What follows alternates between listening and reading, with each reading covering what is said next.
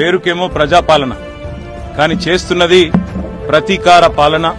ప్రతీకారంతో రగిలిపోతూ ఎన్నికల్లో తనకు వత్తాసు ఎవరెవరు పలకలేదో వారి మీద ప్రతీకారం తీర్చుకునే దిక్కుమాలిన పాలన ఇది కాంగ్రెస్ పాలన. రాజకీయ నాయకులు, రాజకీయ పార్టీలుగా గతంలో 10 సంవత్సరాల్లో తెలంగాణలో ఎన్నటి ఇట్లాంటి సంఘటనలు జరగలేదు.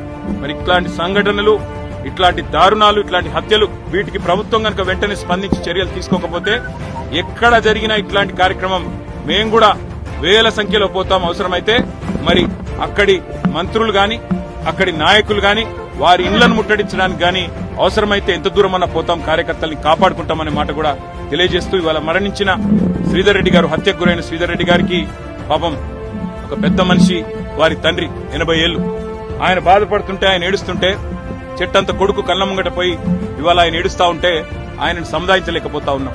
ఆయన అంటున్నాడు స్పష్టంగా, నేను రాసిచ్చినా, నేను కంప్లైంట్ ఇచ్చినా దీని వెనుక జూపల్లి కృష్ణారావు ఉన్నాడని, కానీ పోలీసులు నా మీద ఒత్తిడి తెస్తా ఉన్నారు, జూపల్లి కృష్ణారావు పేరు పెట్టవద్దని ఒత్తిడి తెస్తున్నారని చెప్పి ఆ మరణించిన శ్రీధర్ రెడ్డి గారి తండ్రి గారు చెప్తా ఉన్నారు. ఇది ఏ రకమైన ప్రభుత్వమో ఆలోచన చేయాలా. రాహుల్ గాంధీ చెప్తుంటాడు ఢిల్లీలో పెద్ద పెద్ద మాటలు, మొహబ్బత్ కి దుకాన్ అని మాట్లాడతాడు. ఇదేనా నీ మొహబ్బత్ కి దుకాన్ రాహుల్ గాంధీ అని నేను అడుగుతా ఉన్నా.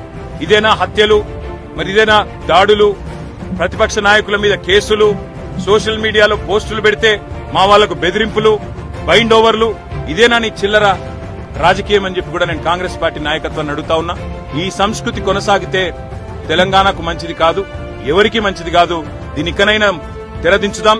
ఇక లేదు అంటే మాకు కూడా ఓపిక నశిస్తే ఏం జరుగుతుందో దానికి బాధ్యత రేవంత్ రెడ్డి, కాంగ్రెస్ ప్రభుత్వమే తీసుకోవాలని చెప్పి కూడా హెచ్చరిస్తూ ఆ కుటుంబానికి పూర్తి అండగా మేముంటాం. శ్రీధర్ రెడ్డి గారి కుటుంబానికి, ఈ గ్రామానికి, లక్ష్మీపల్లి గ్రామానికి కూడా పూర్తి అండగా ఉంటాం.